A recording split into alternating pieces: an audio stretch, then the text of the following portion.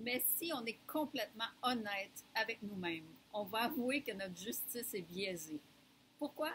Mais parce que notre vision de la situation passe à travers nos émotions, nos blessures du passé et surtout par nos intérêts personnels.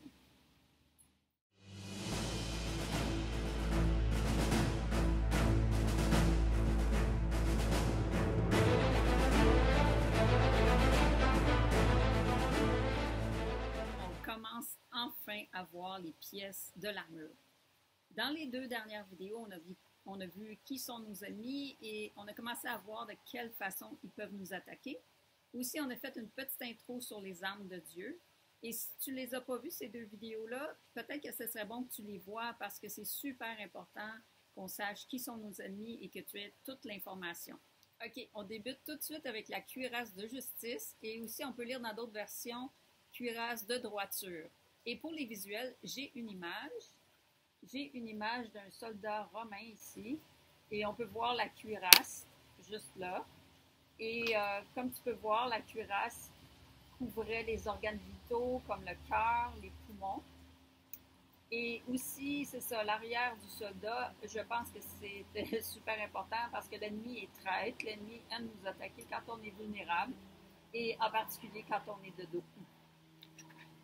Aussi, je veux juste rappeler là, que l'image du soldat romain et de son armure, c'est pas ça qu'il faut se rappeler. Ce qui est plus important là-dedans, c'est le nom de chaque pièce. Comme ici, on parle de la justice. Chaque pièce de l'armure représente une partie de la force de Dieu qui nous accorde quand on est ses enfants. Et seulement si on a l'Esprit Saint en nous, qu'on est né de nouveau, qu'on a accès à ces armes-là.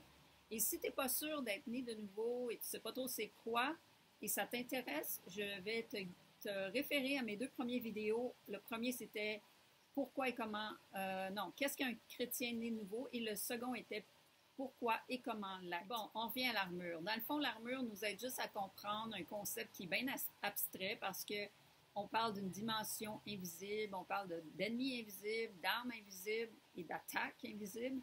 Donc, c'est vraiment juste pour mettre ça plus concret que l'Esprit Saint a inspiré Paul avec cet exemple-là. Maintenant, c'est quoi la justice? Mais surtout, je pense que ce qu'il faut se poser comme question, c'est quoi la justice parfaite? Ici sur la Terre, on a un système de justice, mais est-ce qu'il est parfait? Je pense qu'on peut peut-être être d'accord à dire que non. Si on regarde le système de justice qu'on a, on a beau avoir fait de grands efforts, probablement pour avoir le système de justice le plus parfait, mais non, tout le monde sait que le système ici a des failles. J'habite au Canada, mais c'est la même chose un peu partout. C'est sûr qu'il y a des systèmes de justice un peu mieux et d'autres qui sont pires, mais on s'entend qu'il n'y en a aucun qui est parfait. Et aussi, je pense très fortement que c'est mieux, si on veut éviter le chaos, d'avoir un système de justice imparfait que de ne pas en avoir pantoute. Où je veux en venir avec ça, c'est que le système de justice humain comparé à la justice de Dieu ressemble à des guenilles sales. Et ça vient pas de moi. Dieu a dit que la justice humaine, notre justice, était comme des vêtements souillés. Ça va probablement vexer des gens d'entendre ça, mais c'est pour ça, je pense, que beaucoup de gens choisissent pas le chemin le plus étroit que Jésus parle dans Matthieu, dans les livres de Matthieu et Luc. Parce que peu de gens veulent suivre Jésus, il faut être humble pour choisir Jésus. Il faut être humble devant Dieu et de voir que, ici on parle de la justice, ben, on va dire que notre justice est vraiment rien à comparer à celle de Dieu. La justice de Dieu est parfaite. Bon, c'est quoi que ça veut dire être droit et juste? J'ai pris la définition du même livre, le livre chrétien, et ça dit, je vais lire, droit et juste veut dire être honnête, bon, humble, et juste avec les autres. Ben, vu comme ça a l'air quand même assez facile, tu trouves pas? Il faut juste être bon, il faut juste être humble, il faut juste être honnête. Dans le fond, c'est fafa bébé. Je pense que je peux faire ça. Je pense que je suis capable de faire ça. Toi? Mais je pense aussi que la théorie est toujours plus facile que la pratique. Ben, c'est ça le problème, c'est qu'en pratique, ça se gâche toujours. Et on va voir aussi un exemple concret pour démontrer ça. Et tu vas voir que notre justice humaine, ma propre justice, ta justice, Notre cuirasse est pleine de trous et pleine de fissures. OK, on va prendre l'exemple d'un patron avec 3 employés et il y a 3 positions à donner et ces positions-là ont des niveaux d'importance différents. Et on va dire que dans l'exemple, le patron travaille pour le mieux pour sa compagnie. Mais là, après avoir donné la position à chacun, les problèmes commencent. Les problèmes commencent et la chicane arrive. C'est le chaos parce que Annie est offensée parce qu'elle a eu la plus petite position et Bernard, lui, qui est dans le milieu, conteste le fait que Carole a eu la position la plus haute. Mais Carole semble plutôt contente du résultat. Et c'est ça, la tension monte et plus rien ne va. Pourquoi la marde est prise? Parce que chacun se fie à ses propres critères de justice. On va même commencer notre phrase par « selon moi ». Par exemple. Ah, selon moi, Carole n'a pas les compétences du tout pour avoir le poste. Ou aussi, on peut dire « Selon moi, Carole a eu le poste parce que c'est la belle-sœur du beau-frère, la cousine de l'ami du patron. » Mais si on est complètement honnête avec nous-mêmes, on va avouer que notre justice est biaisée. Pourquoi? Mais parce que notre vision de la situation passe à travers nos émotions, nos blessures du passé et surtout par nos intérêts personnels. C'est impossible d'être complètement impartial. Même les juges qui sont formés pendant des années et des années, eux aussi, j'imagine, ont probablement de la difficulté à ne pas se laisser influencer par leurs propres idées. Et si tu ne te retrouves pas vraiment dans l'exemple que j'ai donné, ben sache qu'on a tous un bouton sensible. Hein? On a des boutons plus sensibles que d'autres. Pour toi, peut-être, c'est pas la carrière qui fait monter l'injustice en toi, mais pour certains, ça peut être la famille. Par exemple, un parent qui favorise plus un enfant que les autres. Et là, les enfants peuvent trouver ça injuste. C'est vraiment à toi de faire l'introspection et de voir quand l'injustice monte, dans quelle situation.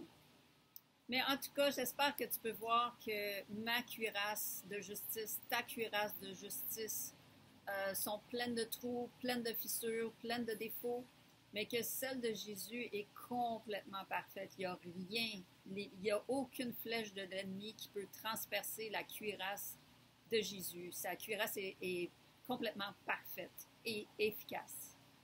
Et c'est là que je voulais en venir. On a besoin de la justice de Jésus.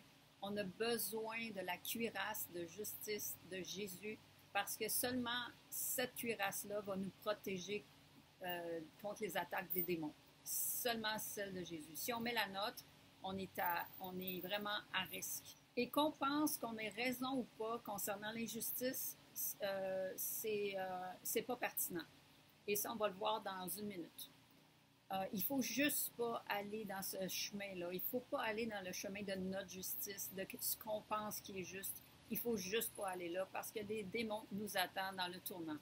Quand on décide de faire sa propre justice soi-même, c'est une erreur. Parce que ça nous amène sur un chemin de colère, de rumination, le petit hamster qui tourne, de frustration. On peut rester fâché pendant des années et des années contre une personne, contre une situation. Ça nous amène absolument rien de bon. Bref, on garde la rancune dans notre cœur. Et il ne faut pas oublier, la cuirasse de justice de Jésus protège nos organes vitaux, protège notre cœur de tout ça. Et là, en plus, je n'ai même pas parlé de la médisance. Quand on parle constamment dans le dos des autres, contre les autres, comme dans l'exemple, Carole, parce qu'elle a eu la position, ben là, on se met à parler à tout le monde contre elle. Et quand on fait ça, il faut se rendre compte qu'on utilise notre justice, notre propre justice, et notre cuirasse a des trous, et là, l'ennemi en profite pour nous attaquer. Bref, quand on pratique l'injustice, c'est sûr qu'on va se faire attaquer. Et là, je ne dis pas qu'on va être possédé des démons, parce que je ne crois absolument pas qu'un chrétien né de nouveau avec l'Esprit Saint en lui peut être possédé de démons. Pour moi, ça n'a aucun sens et j'en ai déjà parlé dans mes autres vidéos. Ce que je dis par contre, c'est que si on pratique un mauvais comportement comme ça, on tombe dans le mal, c'est le terrain de jeu préféré des démons et ils sont bien contents, ils ont bien du fun. Oui, ils ont bien du fun parce qu'ils se nourrissent de mal. Et si on tombe dans des comportements malsains, ben on récolte ce que l'on sème. Hein? Mais la fameuse question, comment on peut emprunter la cuirasse de justice de Jésus? Parce que faut pas oublier, dans le passage de la Bible, c'est écrit qu'il faut la mettre, la cuirasse. Ça ne va pas se faire tout seul, on ne l'a pas déjà sur nous, il faut la mettre. Présentement, je pense que c'est vraiment un moment où il faut porter attention. Ce que je vais dire est important et ça ne vient pas de moi. Si ça venait de moi, ça ne serait pas important.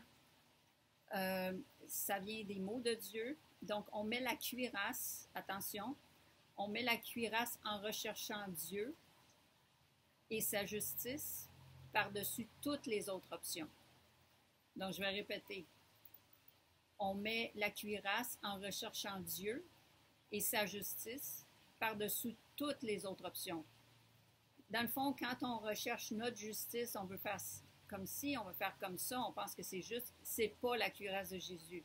Si on recherche la justice de Jésus par-dessus toutes les autres options qu'on peut penser, c'est là qu'on va être protégé.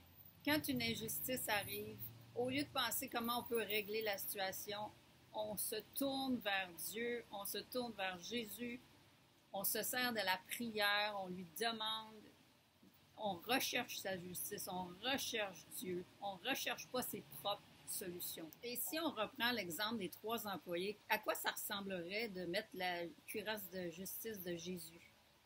Dans le fond, c'est de se dire que peu importe s'il y a injustice ou pas, on sait que Dieu s'en occupe. Parce que Dieu connaît les cœurs. Dieu connaît ce qu'il y a dans mon cœur, dans ton cœur, dans le cœur des autres qui ont commis ou pas l'injustice. Dieu est le juge. Et c'est rassurant parce que seulement lui sait qui a fait quoi et pourquoi ils l'ont fait, quelle était la motivation derrière le geste et tout ça. Et parfois, Dieu, quand on lui fait confiance, nous rend justice instantanément, ça n'attend pas.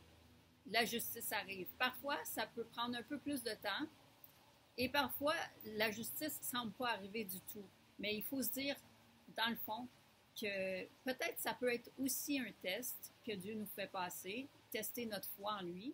Tôt ou tard, chaque personne va se retrouver devant Dieu et va avoir des comptes à rendre. OK, les chrétiens n'auront pas la colère de Dieu sur eux, mais ils vont quand même avoir des comptes à rendre. Donc, il faut se reposer dans la justice de Dieu.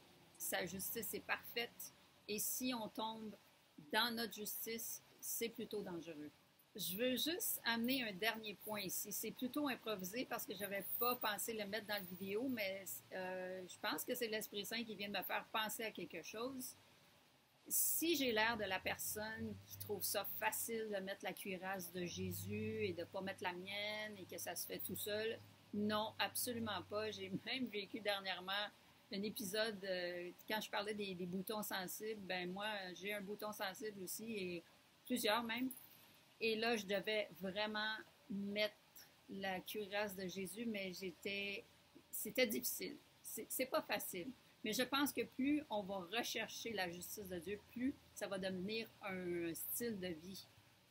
Donc, il faut s'encourager entre chrétiens. Il faut absolument s'encourager parce que la façon que les démons vont t'attaquer, si tu commences à aller, par exemple, dans la colère et tout ça, eux embarquent parce que là, tu as mis ta justice, il y a un trou, il y a une fissure, ils vont complètement aller là.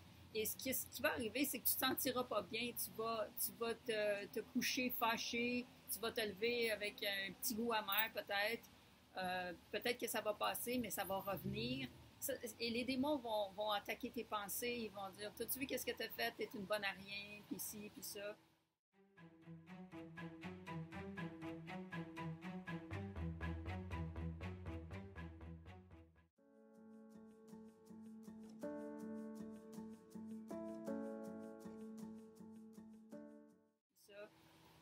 Il